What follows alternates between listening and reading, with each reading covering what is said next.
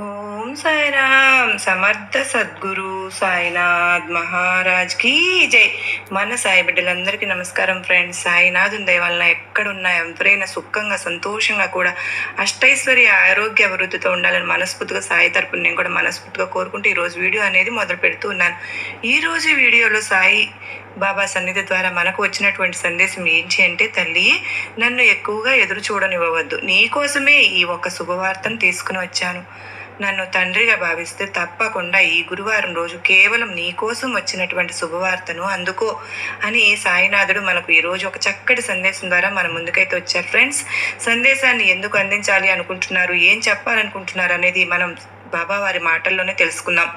Video మొదలు పెట్టే ముందు ప్రతి ఒక్కరికి ఒక చిన్న రిక్వెస్ట్ అండి. ఈ సందేశం కనుక మీ అందరికీ మనస్ఫూర్తిగా నచ్చినట్లయితే తప్పకుండా చూసి వెళ్ళే వాళ్ళందరూ మన వీడియోకి ఒక చిన్న లైక్ అయితే ఇవ్వండి. అలాగే కొత్తగా మన ఛానల్ని ఎవరైతే చూస్తూ ఉన్నారో కనుక తప్పకుండా ఛానల్ సబ్స్క్రైబ్ చేసుకుని వీడియో నచ్చినట్లయితే లైక్ చేయడం మాత్రం మర్చిపోవద్దండి. ఇప్పుడు సాయినాథుని సందేశాన్ని విందామా? మరి కేవలం నీకోసం మాత్రమే ఈ సందేశంతో వచ్చాను. ఒక 2 నిమిషాలు కేటాయించి నా సందేశంలో ఉన్నటువంటి మాటలను నువ్వు వింటావని అనుకుంటున్నాను. అయితే నన్ను ఎప్పుడు కూడా ఎదురు చూడనివ్వవద్దు. ఎదురు చూసి అంటే నీకోసం ఈ సందేశాన్ని చెప్పాలని ఎంతో ఎదురు చూస్తూ ఉన్నాను. ఇక నన్ను ఎదురు చూడనివ్వవద్దు. తప్పకుండా నీకోసమే వచ్చినటువంటి ఈ సందేశాన్ని పూర్తిగా ఆలకించు. ఎప్పుడూ కూడా అంటే నీ మనసుకు ఎంతో ప్రశాంతత, అలాగే ఆనందం కూడా చేకూరుతుంది.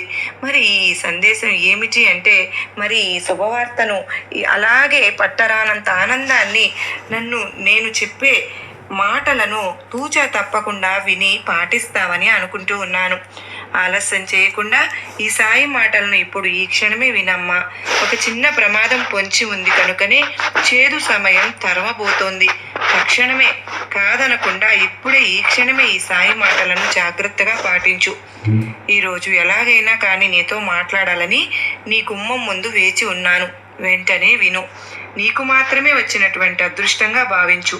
ఈరోజు కనుక నా మాటలు నువ్వు కష్టమైపోతుంది కనుక, చాలా జీవితం కష్టంగా ఉంటుంది కనుక మనసు పెట్టి నేను చెప్పే మాటలను విను. ఎందుకంటే అమ్మరాన్ని అంటే సంతోషాన్ని ఇచ్చే శుభవార్త ఈరోజు నువ్వు వినబోతున్నావు కనుక ఎప్పుడైనా సరే ఒకటి గుర్తుపెట్టుకో. నిన్ను ఎవరైనా బాధిస్తున్నారు అంటే వారి ఆటలన్నీ కూడా ముగించడానికి ఒక వ్యక్తి తప్పక ఉన్నాడని తెలుసుకో. ఆయన మరెవరూ కాదు, నువ్వు నమ్ముకున్నటువంటి కొండంత ఆశ పెట్టుకున్న నీ సాయి అని తెలుసుకో.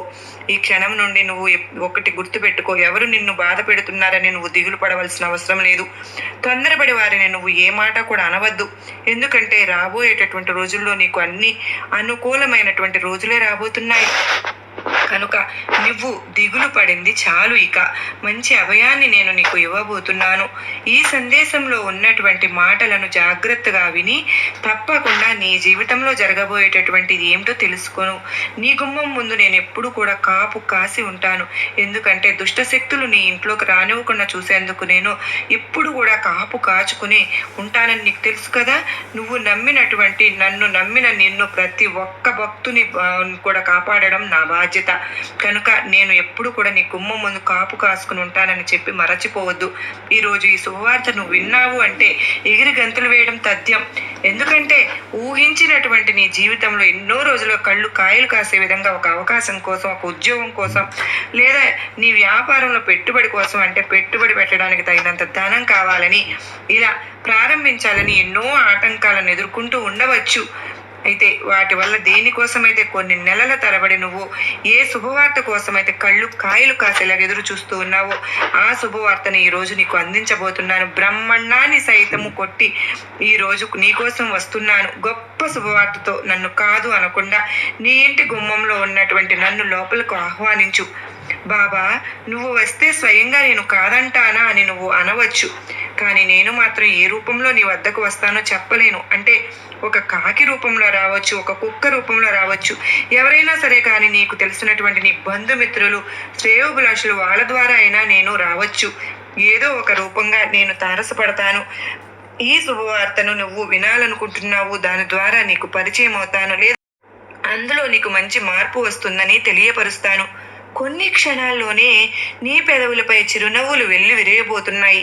చూడమ్మా, అంతు పట్టనటువంటి ఆనందాన్ని నా బాబా ఇచ్చాడు అని ఇప్పుడే ఈ క్షణమే నువ్వు ఎంతగానో మురిసిపోతావు గనుక రహస్యంగా నువ్వు ఏ విషయాల గురించి ఎవరికీ చెప్పుకోవద్దు. అంటే నీకు సంబంధించినటువంటి విషయాలు ఉంటాయి కదా, వాటిని ఎవరితో కూడా పంచుకోనే వద్దు.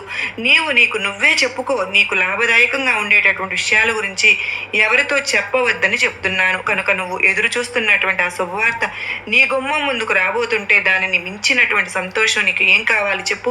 కనుకనే చివరిగా ఈ రోజు నేను చెప్పే మాటలను వింటున్నావు అంటే నాకు కూడా సంతోషమే. నీ గుమ్మం ముందే వేచి ఉంటాను కనుక మిఠాయిని సిద్ధంగా ఉంచుతావు కదూ.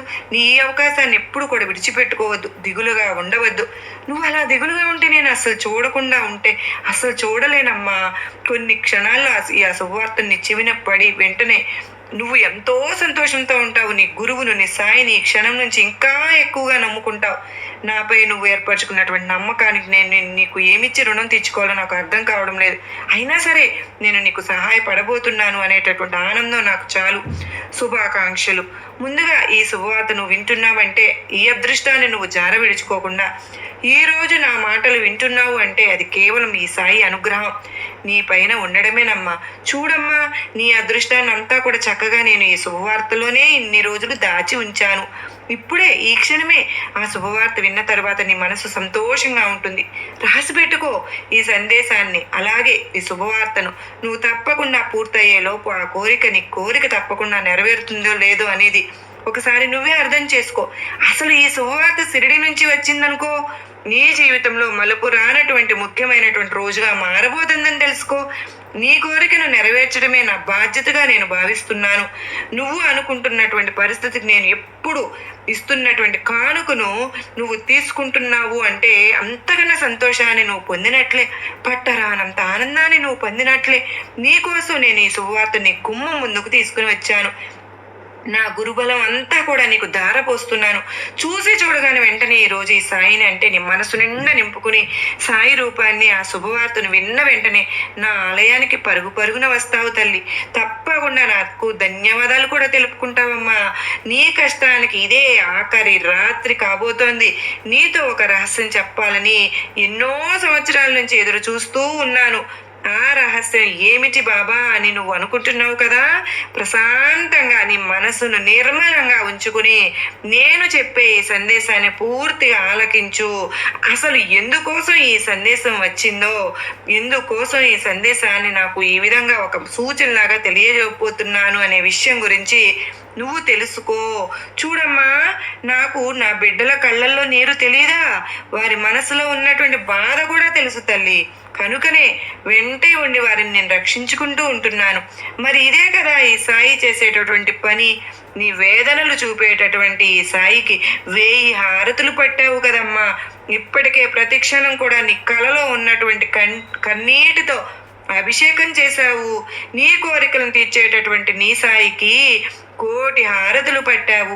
చూడమ్మా, నీకు నేను ఏమిచ్చి రుణం తీర్చుకోగలను చెప్పు. ప్రతి క్షణం ప్రతిరోజు నా నామస్మరణ తప్ప మరేమీ కూడా ధ్యాస లేకుండా ఎంతో ఆనందంగా ఉన్నటువంటి నీకు ఈ విధమైనటువంటి కొన్ని సమస్యలు, బాధలు, చింతలు ఎదురవ్వడం వలన అసలు ప్రతి క్షణం కూడా అంటే నువ్వు కన్నీటి పర్యంతంగా నా పాదాలను ఆశ్రయించి ఏం జరుగుతుంది బాబా, అసలు ఇంకా ముందుకు ఇంతకంటే ఇంకా ఎక్కువగా ఏదైనా భయానికి గురయ్యేటటువంటి సంఘటనలు జరుగుతాయా, చూడవలసినటువంటి పరిస్థితులు ఏమైనా ఎదురవుతాయా అని ఇలా ప్రతిరోజు కూడా నన్ను అడుగుతూ వస్తున్నావు. చూడు తల్లి, నీకు సంబంధించినటువంటి విషయాలు కానీ లేదంటే నీ కుటుంబానికి సంబంధించినటువంటి విషయాలు కానీ ఏదైనా సరే కానీ ఒక సమస్య వచ్చినప్పుడు ఆ సమస్య నుంచి నువ్వు దూరంగా పారిపోనే వద్దు. ఎందుకో తెలుసా, ఆ సమస్య నువ్వు పారిపోవడం చూసి ఎగతాళి చేస్తుంది, ఇంకా నవ్వుకుంటుంది, నిన్ను ఏదో ఒక రూపంగా ఇంకాస్త బాధపెట్టాలని చూస్తుంది. కనుక ఆ సమస్యను నువ్వు ఎదురు తిరిగి నిలబడాలి. నాకు నా సాయి ఉన్నాడు, చూసుకుంటాడని ఏది జరిగినా కూడా అంతా బాబా చూసుకుంటానని ఒక్క మాట ఆ సమస్యకు నువ్వు తెలియజెప్పు. తప్పకుండా అది నేను నుండి దూరం అయిపోయి మాయమైపోతుంది, పరారైపోతుంది. చూడు, ఇప్పటి వరకు నువ్వు చేసేటటువంటి గొప్ప ధర్మమేనమ్మా నీకు ఒక మంచి దారి చూపించింది. నువ్వు పలికేటటువంటి సత్య పలుకులే నీకు సహాయం చేయబోతున్నాయి. నువ్వు ఉన్నటువంటి ప్రతి సమస్యకు కూడా మౌనంగా ఎవరికి ఎలాంటి సమాధానం చెప్పకుండా అన్ని ఓర్పుతో భరించినటువంటి నీ మౌనమే నీకు మేలు చేయబోతుంది.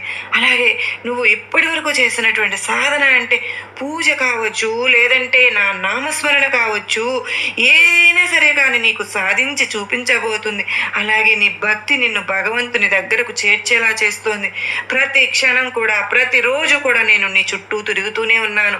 నా ద్వారా నీకు మంచి మాటలను, అలాగే నిన్ను రక్షించేటటువంటి ప్రయత్నాన్ని నేను నా వంతుగా నేను నిర్వర్తిస్తూనే ఉన్నాను. నేను ఏ రూపంలో అయినా సరే నీకు తారసపడతాను. అలాగే ఏ విధంగా అయినా సరే కానీ నీకు ఒక మంచి మార్గాన్ని, ఒక మంచి దారిని, అలాగే ఏదైనా సహాయం కానీ లేదంటే సూచన కానీ తెలియజేసేందుకు ప్రతి క్షణం కూడా నీ చుట్టూ నేను తిరుగుతూ ఉంటాను. అలాగే ఒక రహస్యం చెప్పాలనుకుంటున్నాను. చూడమ్మా, ఆ రహస్యం ఏమిటో తెలుసా? నీ మనసులో ఉన్నటువంటి బాధ అంతా కూడా పక్కన పెట్టి నువ్వు దేని గురించి అయితే భయపడుతున్నావో దాని గురించి అసలు పూర్తిగా మరచిపో. ఎందుకో తెలుసా? స్వయంగా నేనే నువ్వు ఎంచుకున్నటువంటి, అలాగే నువ్వు బాధపడుతున్నటువంటి ఆ వేదనంతా కూడా నేను తీసుకోబోతున్నాను. అలాగే నీ చుట్టూ ఉన్నటువంటి అంధకారం అంతా కూడా నేను తొలగించబోతున్నాను. కనుకనే నీ కష్టానికి ఈరోజు ఆఖరి రోజు అని చెప్పాను. నేను ఉన్నన్ని రోజులు, ఈ భూమిపై ఉన్నన్ని రోజులు కూడా చమత్కారాలను అంటే శరీరంతో ఉన్నప్పుడు చేసి, అలాగే నా ద్వారా ఎంతో మందిని జరబోయే విషయాలు తెలియజేసి, అలాగే రాబోయేటటువంటి ఆపదలను వారికి ముందుగా తెలియపరిచి వారిని చాలా జాగ్రత్తగా నేను కాపాడుకుంటూ వచ్చాను. కానీ ఇప్పుడు ఉన్నటువంటి పరిస్థితుల్లో నేను శరీరంగా లేనప్పుడు అయినా కూడా కానీ మీకు నా ద్వారా జరగబోతున్నటువంటి సంఘటనలు కానీ, జరగబోయేటటువంటి ప్రమాదాలను కానీ, లేదంటే మంచి కానీ ఏదైనా సరే కానీ ఒక సంకేతాన్ని మీకు నేను తప్పకుండా తెలియపరుస్తానని, నేను నిరాకారునిగా మీ అందరి హృదయాల్లో చిరస్థాయిగా ఉంటాను అని తెలుసుకోండి. అలాగే ఎన్నో మీకు గొప్ప గొప్ప అనుభూతులను, చమత్కారాలను అనుక్షణం చూపిస్తూనే ఉంటానని కూడా తెలుసుకోండి. ఈ సత్యాన్ని మీరు ఎప్పటికీ మరచిపోవద్దు. మీకు కష్టం వచ్చినప్పుడు మాత్రమే సాయిని తలవడం కాదమ్మా. మన మనస వాచ అంటే నిలయం, సాయి నిలయం కావాలి. సాయి ఆలోచన గురించి మీకు కష్టం అనేది రాదు. ఒకవేళ వచ్చినా అది మిమ్మల్ని బాధ పెట్టే ప్రయత్నం చేయదు. మన కష్టాల వలయం వద్ద నుంచి మనం ఈ వలయంలో జీవించి ఉండవలసినటువంటి పరిస్థితులు ఏర్పడుతున్నాయి. కనుక మనం ఈ క్షణికమైనటువంటి జీవితాన్ని, ఈ వలయాన్ని దాటి పరమాత్మ యొక్క తత్వం అనేటటువంటి సత్యాన్ని కనుక మనం అర్థం చేసుకున్నట్టు తప్పకుండా మనం భగవంతుని అతి చేరువలో ఉంటాం. మన గురించి బాబా కూడా అదే తపన పడుతూ ఉంటారన్నమాట. శ్రద్ధ, సహనం అనేటటువంటి మంత్రాలతో మనకు ప్రతి క్షణం ఈ సత్యాన్ని అనుభవంలోకి తీసుకుని వస్తూ ఉంటారు. మనకు ఎన్నో రకాలుగా సంకేతాలను తెలియజేస్తూ ఉంటారు. బాబా చేసేటటువంటి చమత్కారంలో ఉండేటటువంటి ఆ యొక్క ఆధ్యాత్మిక బోధనలను మనం కనుక అర్థం చేసుకున్నట్లయితే ఆ ప్రయత్నం మనకు అసలు రావాలి, చేయాలి అనేటటువంటి ప్రయత్నం కనుక మనకు వచ్చినట్లయితే మనం ఈ సాయి యొక్క అంటే పరమార్థాన్ని అర్థం చేసుకున్నట్లే, వాటిని అర్థం చేసుకుంటే ఈ మానవ జన్మ లక్ష్యం ఏమిటో తప్పకుండా అవగతమవుతుంది. ఈ లక్ష్యాన్ని చేరడానికి కావలసినటువంటి సాధన ఏంటి అంటే బాబా మన దగ్గరే ఉండి మనల్ని అనుగ్రహిస్తూ ఉంటారు. అటువంటి ఆధ్యాత్మిక అర్థం ఉన్నటువంటి నీటితో దీపాలను వెలిగించినటువంటి సన్నివేశం. కానీ దీన్ని ఒక చమత్కారం లాగా మాత్రమే చూడకుండా దానిలో ఉన్నటువంటి అర్థాన్ని మనం తెలుసుకోవాలిగా.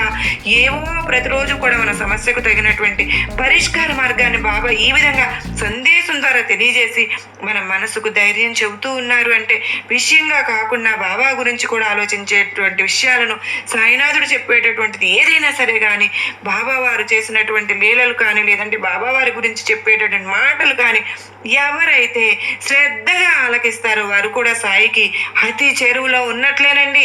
మనం బాబాని అడిగినటువంటి శ్రద్ధ సబూరిల్లో సాయినాథునికి ఇవ్వకపోయినా సరే కానీ బాబా మనల్ని ఎప్పుడు కూడా క్షమిస్తూనే ఉంటున్నారు. ఎందుకంటే సాయినాథుడు అపర దయామూర్తి ఫ్రెండ్స్. కనుక సాయినాథుని కరుణ చాలా అంటే చాలా అపారమైనది. కనుక బాబా యొక్క కరుణాపూర్వకమైనటువంటి చూపులు చాలండి మనలకు జాగ్రత్త చేయడానికి, అనుగ్రహించేటటువంటి ప్రక్రియలో చూపించేటటువంటి సహనం ఉంటుంది చూడండి. అది అద్వితీయం కదూ. ఒకసారి మనం గనక ఇవ్వడం ప్రారంభిస్తే ఇక సాయి యొక్క అనుగ్రహానికి అంతే లేకుండా ఉంటుందండి. సాయి మనల్ని తప్పకుండా మన గమ్యానికి చేర్చేంత వరకు మనల్ని ఎట్టి పరిస్థితుల్లోనూ బాబా తలచినా తలవకపోయినా కూడా గమ్యానికి మనల్ని చేర్చేంత వరకు మన చేతిని విడిచిపెట్టరు.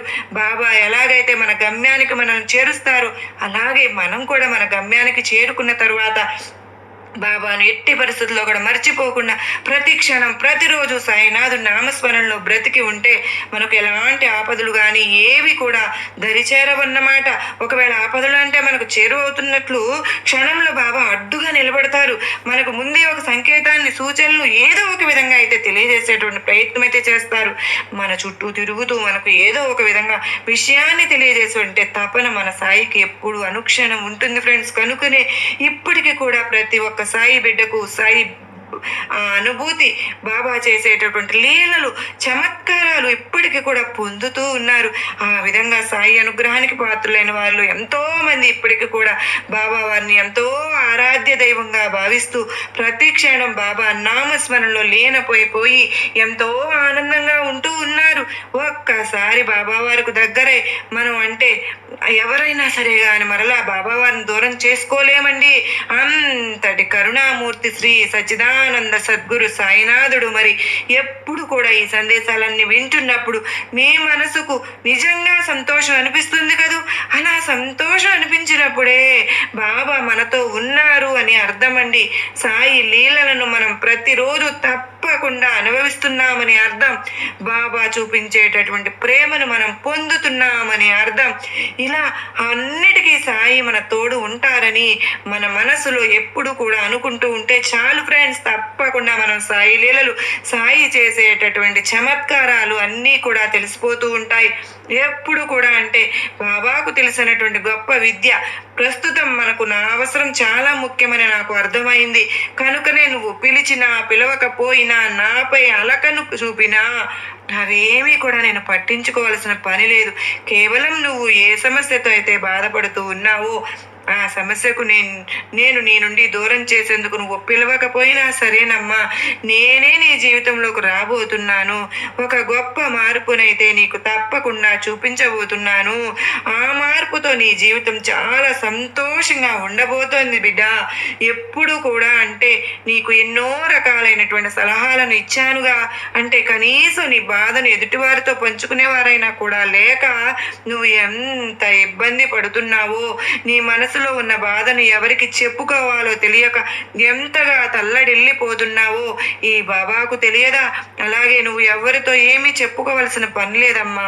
అలాగే నీ కష్టం గురించి మరెవరి దగ్గర చెయ్యి చేసి నీ కష్టానికి తగినట్టు సహాయాన్ని కూడా నువ్వు అర్థించాల్సిన పని లేదు. మరి ఏమిటి బాబా నువ్వు చెప్పాల్సింది? నువ్వు నాకు సహాయం అందించవు, పోనీ నేను ఎవరినైనా సహాయం అడుగుతానంటే ఈ విధంగానైనా వారి ద్వారా నాకు సహాయాన్ని అందివ్వకపోతే మరి నేను నా జీవితాన్ని ఇప్పుడు ఉన్నటువంటి సమస్య నుండి ఎలా బాబా బయటపడాలని నువ్వు నన్ను అడగవచ్చు. చూడమ్మా, నీకంటూ ఆత్మస్థైర్యం ఎక్కువగా ఉంది.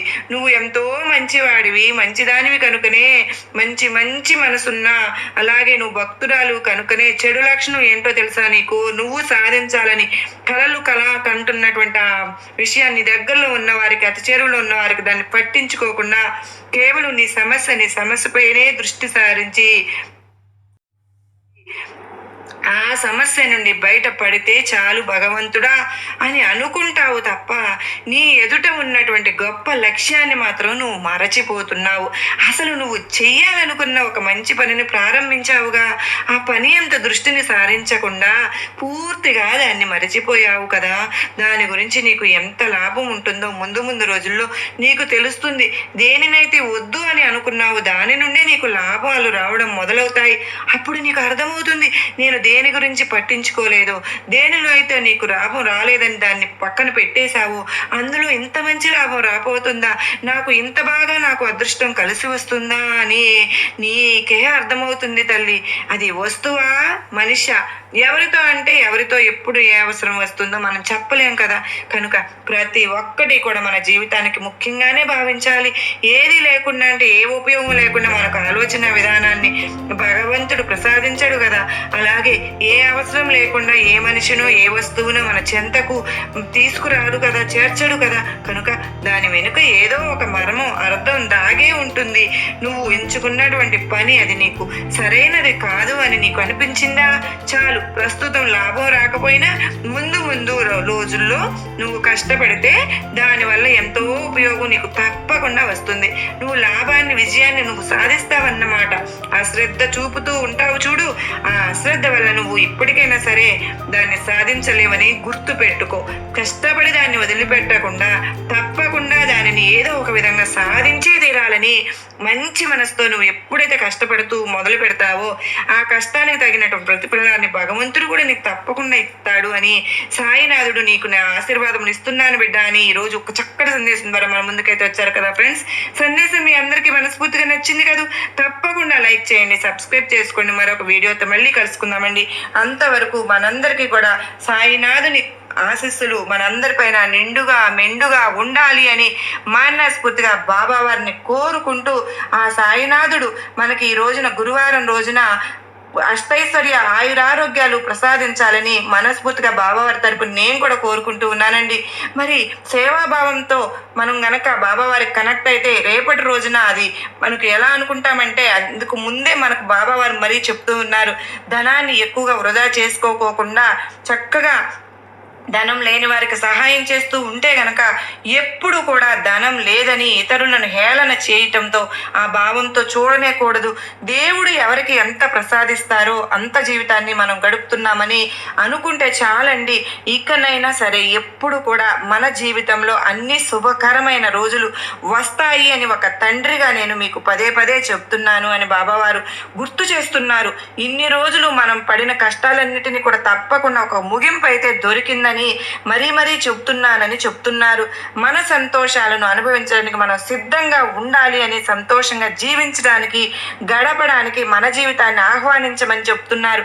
సంతోషంతో మన జీవితం ఎప్పుడు కూడా సుఖవంతంగా ఉంటుందని నేను మరీ మరీ గుర్తు చేస్తున్నాను బిడ్డ. నీకు ఇప్పటికైనా అన్నీ శుభాలే. నీ జీవితంలో ఇన్ని రోజులు పడిన కష్టాలన్నీ తొలగిపోయి నువ్వు ఒక శుభకరమైనటువంటి రోజులు గడుపుతావు అని చెప్తున్నారు. మరి కార్తీక మాసంలో గురువారం రోజున ఇటువంటి అత్యద్భుతమైన సందేశం మనం వినగలగడం నిజంగా సాయినాథుని కృపేనండి. బాబావారు మనకు ఈ కార్తీక మాసంలోనే గొప్ప శుభవార్తను మనకు అందించబోతూ ఉన్నారు. బిడ్డ, నువ్వు తొందరపడకమ్మా, నన్ను ఎదురు చూడనివ్వవద్దు, ఈరోజు నీకు ఒక శుభవార్త చెప్పే తీరాలి అని అంటూ ఉన్నారు. నిజంగా మీ అందరికీ కూడా ఆ శుభవార్తలు అందాలని చెప్పి ఈ కార్తీక మాసంలో గురువారం రోజున బాబా మీ తలుపు తట్టి మీకు ఆ శుభవార్తను అందిస్తారు. మీరు ఆహ్వానించండి, బాబా వారు చెప్పిందే చేస్తారు. బాబా మాట శాసనం, అది జరిగి తీరుతుంది అన్న నమ్మకంతో కనెక్ట్ అవ్వండి ఫ్రెండ్స్. చాలామంది అంటూ ఉన్నారు, అక్క మీరిచ్చే సందేశాలు మేము వింటూ ఉంటే నిజంగా సాయినాథుడే వచ్చి మాకు చెప్తున్నారు అని. నిజంగా మీరు అలా కనెక్ట్ అవ్వండి, మీకు ఖచ్చితంగా బాబావారు ఈరోజు శుభవార్తను అందిస్తారు. సర్వే జన సుఖినో భవంతు, లోకా సమస్త సుఖినో భవంతు.